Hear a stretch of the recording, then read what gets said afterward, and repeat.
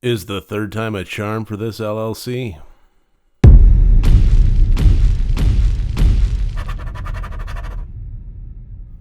Hello and welcome to Rotted Review of the Day, and today I'm reviewing the 2019 movie Hell House LLC 3 Lake of Fire.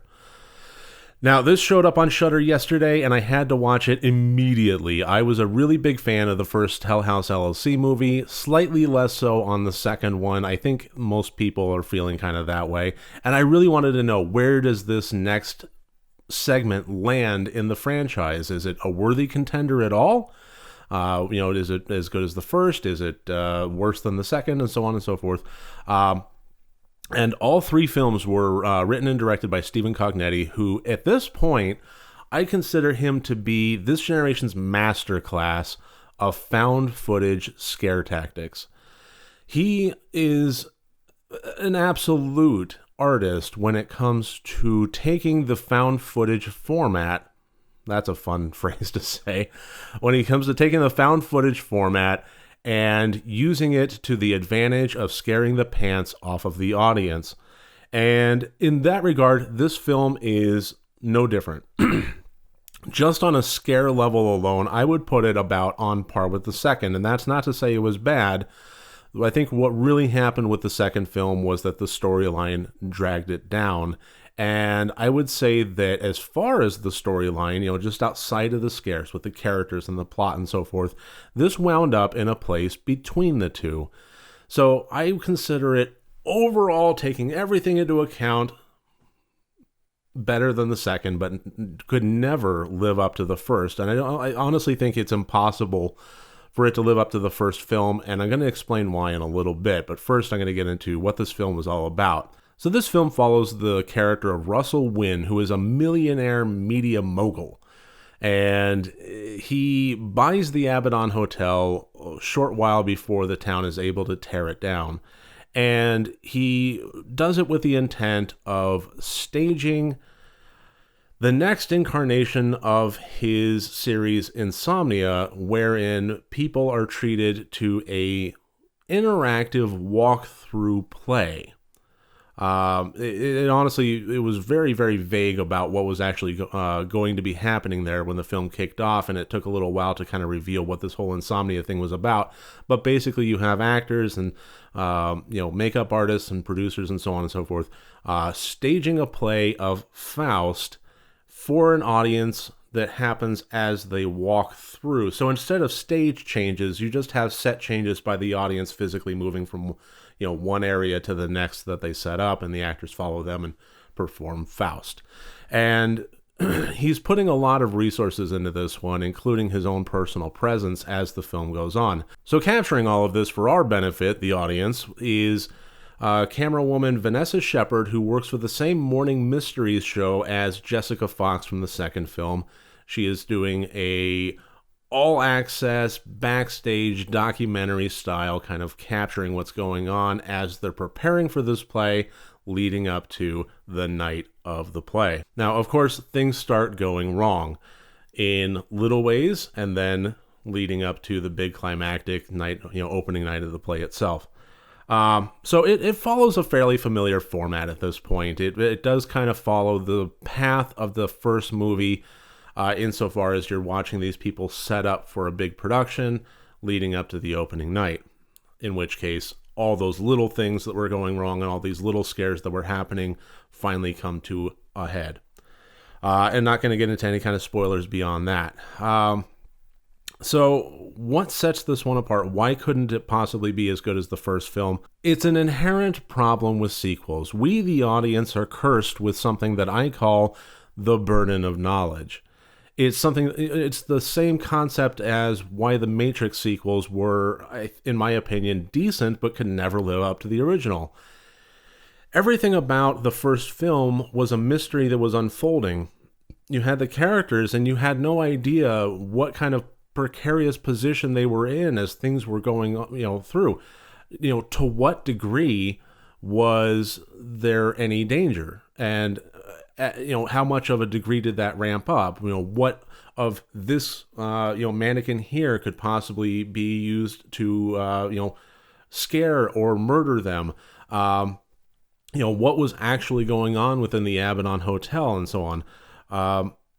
And when you have a sequel made of something that was so successful and so scary, what can you possibly do with it? If you just take the exact same setting and you take a different cast and throw them in there, then you're going to be basically just repeating your movie.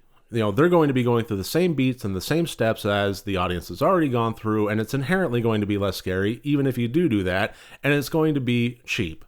You can't just repeat yourself, not unless, 15 years passes and then you add a, grainy filter to it and call it a remake. So what can you do if you want to make a sequel based on the success of the first film? Well, the best thing that, the most natural thing you can do is to continue the storyline and reveal more backstory of what's going on. Take the mythos and expand on it more, and then have those characters figure out that next elevated level of information.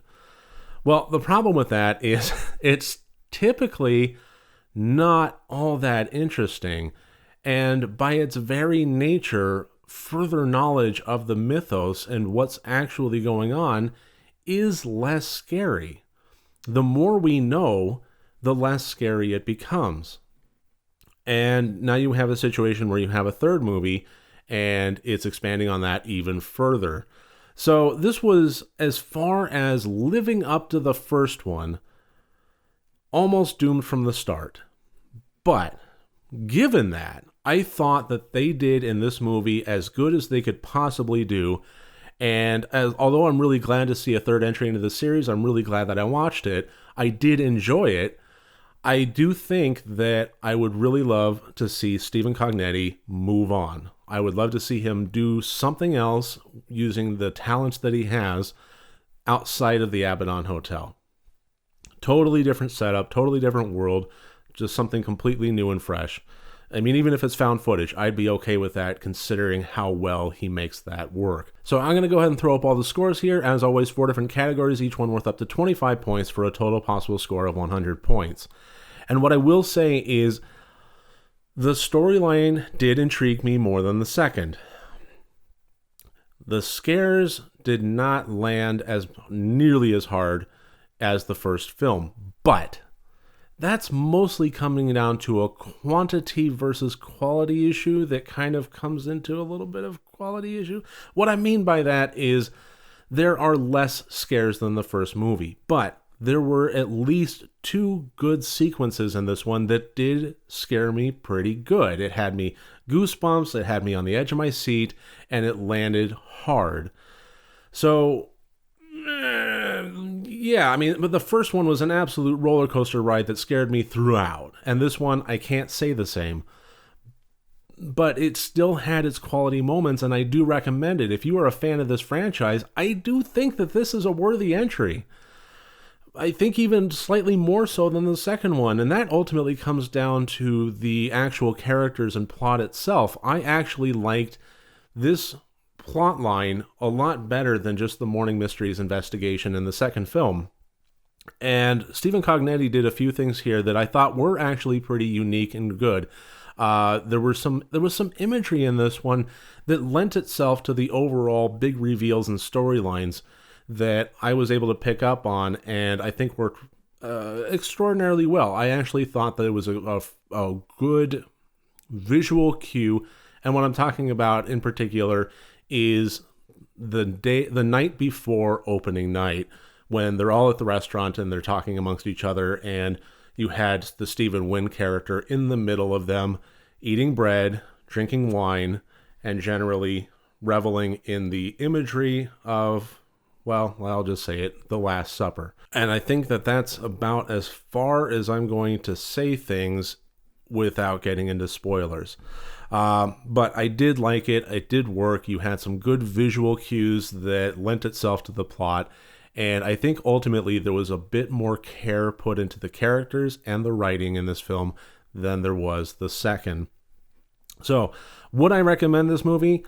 Well, yes, I absolutely would. I would put the caveat here that if you have not seen the first 2 films, this one might be a little lost on you. I really do think that the first two films, especially the first one, is an absolute prerequisite for watching Hell House LLC 3.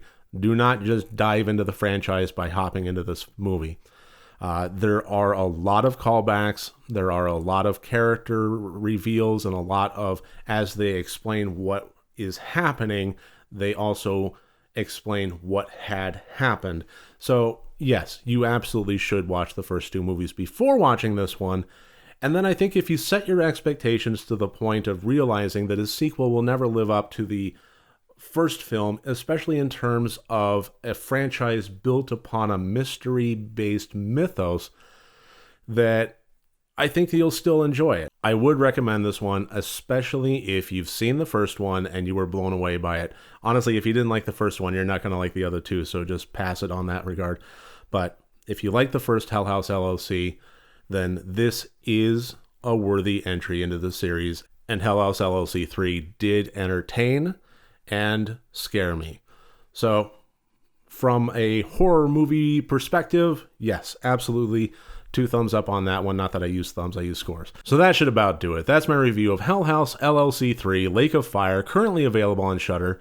If you like these videos, please click like and subscribe, and if you want to support me further, my Patreon link is below. Remember, next time you want to watch a horror movie, first make sure that it's good and rotted.